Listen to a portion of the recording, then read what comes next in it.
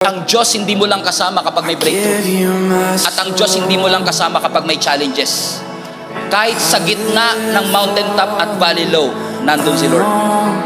Kasama mo ang Diyos pag na-promote ka. Kasama mo ang Diyos pag nawalan ka ng trabaho.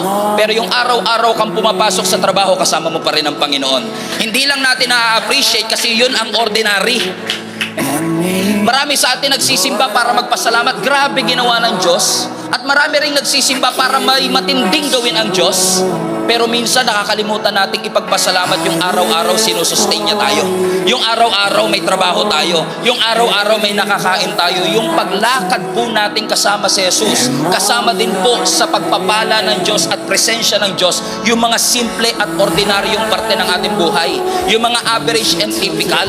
Yung simpleng pagsikat ng araw, kasama mo ang Panginoon. Yung simpleng paghinga mo, every second, kasama mo ang ating Panginoon.